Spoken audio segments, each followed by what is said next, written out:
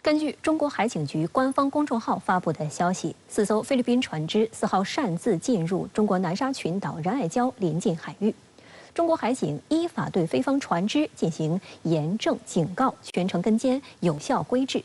这是自8月以来第4起菲方船只擅闯仁爱礁事件。有分析指，菲方此举受外部因素影响的可能性较大，充当了美国在区域内挑衅的马前卒角色。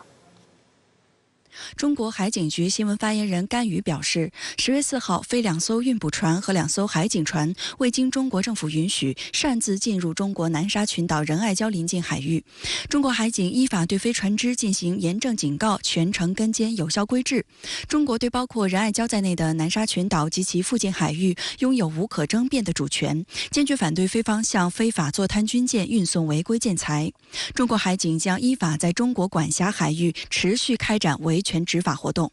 据悉，这是自8月以来第4起菲方舰只擅闯仁爱礁的事件。8月5号，菲律宾不顾中方一再劝阻和警告，派出2艘船只擅自闯入南沙群岛仁爱礁海域，企图向非法坐滩军舰运送用于维修加固的建筑物资。中国海警船依法予以拦阻。同月22号，菲律宾船只再度非法擅闯仁爱礁临近海域，中国海警依法对菲船只进行严正警告、全程跟踪、有效规制，对菲方向坐滩军舰运送食品等必要生活物资做出了临时性特殊安排。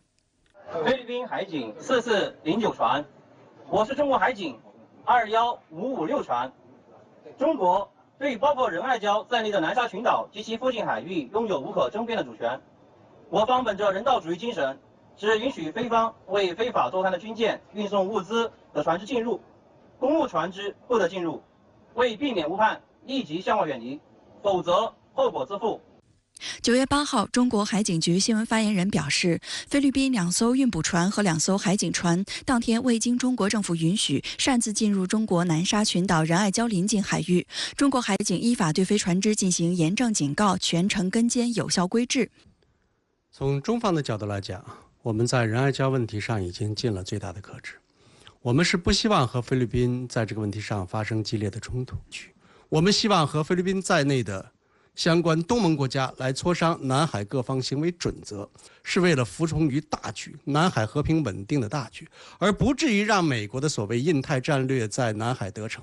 菲律宾在这个问题上不能有丝毫的误判，否则对中菲关系造成重大的伤害，菲律宾要承担完全的责任。仁爱礁是中国南沙群岛的一部分。1999年5月9号，菲律宾一艘老旧的坦克登陆舰马德雷山号搁浅在仁爱礁礁盘，以损坏需要修船为名，开始了非法坐滩，迄今24年。中国外交部发表声明称，菲方多次明确承诺拖走在该礁非法坐滩的军舰，但24年过去了，菲方不但未拖走该军舰，还企图对其大规模维修加固，实现对仁爱礁的永久占领。菲方行为严重违反国际法和中国与东盟国家签署的南海各方行为宣言。中方再次敦促菲方立即从仁爱礁拖走坐滩军舰，恢复仁爱礁无人无设施的状态。除了仁爱礁，菲律宾近期还在黄岩岛附近海域上演多出自导自演的闹剧，有的闹剧却变成了悲剧。10月4号，菲律宾海岸警卫队就披露，一艘菲律宾渔船2号凌晨在南海黄岩岛西北方约85海里处遭一艘邮轮撞沉，导致3名船员丧生。有菲律宾网友趁机挑事，指责肇事船只是中国的。不过，菲律宾官方经过信息比对，认定肇事船只是悬挂马绍尔群岛国旗的太平洋安娜号，当时从韩国仁川正驶往新加坡。菲律宾海岸警卫队称，由于天气恶劣，非渔船未能侦测到接近的外国船只，导致渔船碰撞翻覆。菲律宾总统马科斯4号也在社交媒体表态，菲律宾海岸警卫队正在调查该事件，会保证追究事件的责任方。他还表示，不要对该事故进行猜测。而在2周前，菲律宾刚刚在黄岩岛自导自演了一出所谓拆除中方拦阻网剧的闹剧。据中国海警公众号消息，9月22号，菲律宾渔业和水产资源局公务船未经中国政府批准，非法进入中国黄岩岛附近海域滋事挑衅。中国海警依法采取喊话警告、航路管制等必要措施，对其有效管控。针对飞船冲闯西湖，临时布放拦阻网剧，事后于9月23号主动收回拦阻设施恢复常态管控，现场操作专业规范、合法合理。菲方所谓拆除中方拦阻网具，完全是捏造事实、自导自演。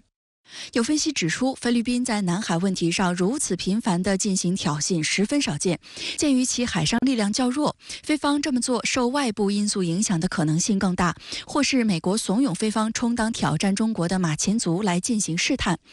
事实上，从2022年开始，由于菲方一系列的单方面举动，此前6年间维持相对平静的仁爱礁水域再起波澜，这背后都有美国的影子。今年2月初，在美国国防部长奥斯汀访问菲律宾期间，美菲公布一项协议，菲律宾同意再开放4个军事基地供美军使用，其中一个位于巴拉巴克岛，靠近中国南沙群岛。从美国的角度，他只是在利用菲律宾，只是在利用中菲之间的领土纠纷、相互之间的矛盾。而作为美国，尽管不断的在扬言，如果在南海菲律宾有事儿，就是美国有事。美国在这个问题上能够做到言而有信吗？我相信，作为菲律宾政府，如果敢于越过红线一步，菲律宾政府也会清楚地认识到，美菲共同防御条约未必能保卫得了菲律宾。值得注意的是，就在菲方在南海不断挑事之际，10月2号，菲律宾和美国海军年度双边演习萨马2023也正式拉开帷幕。菲律宾海军少将托里比奥阿达西在开幕式上表示，通过这次武力展示以及我们的盟友和伙伴的积极参与，萨马超越了单纯的军事演习，它象征着我们持久的伙伴关系以及我们对亚太地区安全与稳定的共同承诺。这次演习除了美菲，还纳入了日本、加拿大、英国的兵力，共计1800人。其中，美国派遣2艘舰艇，英国、加拿大和日本各派遣1艘舰艇参演。澳大利亚、法国、印尼和新西兰海军也派出观察员和专家。演习将持续到10月13号。菲律宾和美国之间的联合军演，说白了，表面上来看是非美的联合军演，实际上是美国的独角戏，也是美国拉其他盟国来唱的大戏。为什么说菲律宾只是一个旁观者，只是一个无足轻重者？因为你像美菲之间的肩并肩联合军演，说白了，这2个肩能一样吗？无论是美国、日本、澳大利亚这些国家的军事能力都远超菲律宾，而菲律宾所拥有的海军的舰艇，其实说白了只是其他国家海岸警卫队、海警船所拥有的舰艇。其实作为美国来讲的话，只是把菲律宾作为自己的一个跳板、一个棋子，让美国来实践自己的所谓印太战略。